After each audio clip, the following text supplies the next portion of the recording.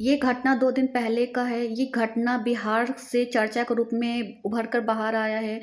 हमारे Nitish Kumar as a CM of the Bihar, जो कि एक एज अ अपर पोस्ट के रूप में वो उभरे हैं। उन्हें इस बात का ख्याल रखनी चाहिए कि एक समारोह में वो एक महिला को अवार्ड देने के दौरान वो बिना पूछे एक महिला के फेस पर से हिजाब को हटाते हैं।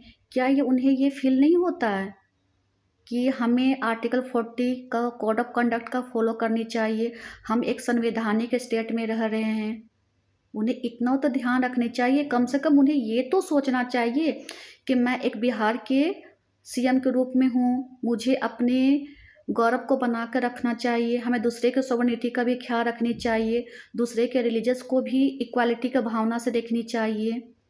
हम एक सेकुलर स्टेट में रह रहे हैं, हमें इसका भी ख्याल रखनी चाहिए। माना कि नीतीश कुमार ने बिहार में स्पेशली लड़कियों के लिए वो बहुत कुछ किए हैं, लोग इस बात को एक्सेप्ट भी करते हैं कि हाँ, उन्होंने महिलाओं के लिए बहुत कुछ किया है। एक समय ऐसा था कि लड़कियां घर से बाहर निकलती नहीं थी, अगर निकलती भी थी तो वो डर डर के निकलती थी, ऐसा था। और नीतीश कुमार के सीएम बनने के बाद इन बिहार में महिलाएं अपने आप को एज ए वीमेन एम्पावरमेंट के रूप में वो अपने आप को देखने लगी थी। वो रात को भी निकलने लगी थी, नाइट शिफ्ट में वो जॉब भी करने लगी थी। लड़कियां एजुकेशन के फील्ड से लेकर हर फील्ड में वो बहुत आगे बढ़ रही है। उनका इक्वल रिप्रेजेंटेशन इन पॉलिटिक्स में भी देखने को मिलता है। ये यहाँ तक तो सही है, लेकिन एज ए चुनाव के टाइम में नीतीश कुमार हमेशा कुछ ऐसा करते हैं जो एक चर्चा का विषय बन जाता है। उन्हें बिहार के गौरव का भी ध्यान रखनी चाहिए, ठीक है।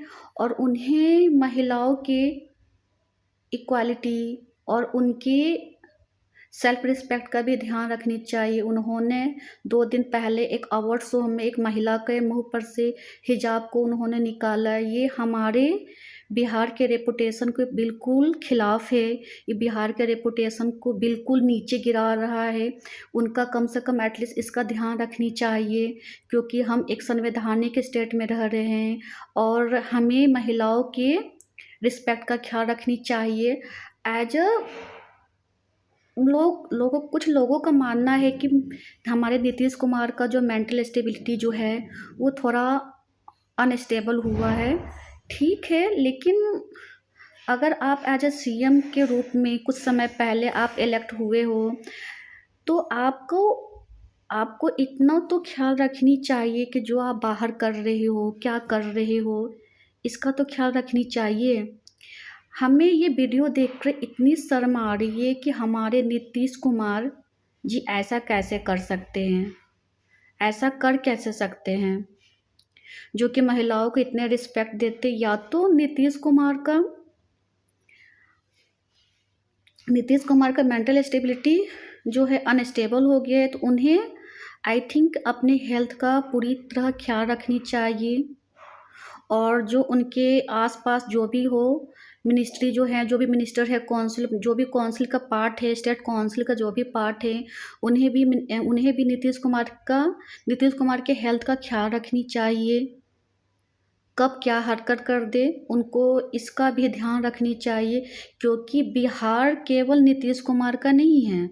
बिहार स्टेट जो है एज अ अगर हिस्ट्री में अगर बात करें तो बिहार जो है लैंड ऑफ द भगवान बुद्ध का भी है, चंद्रगुप्त मौर्य भी यहाँ से रिलेटेड है।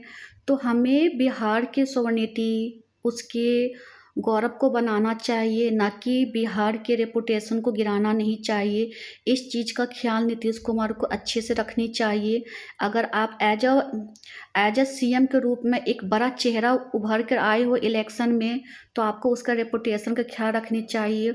और साथ में साथ आपको ये भी ध्यान रखनी चाहिए कि जिस महिला का आपने हिजाब बिना पूछे फेस से उनको रिप्लेस किया है, इसका भी आपको ध्यान रखना चाहिए कि वो महिला एक पढ़ी लिखी है, एज ए वो डॉक्टर है। तो आपका कम से कम उसकी ह्यूमैनिटी, उसके एजुकेशन, उसके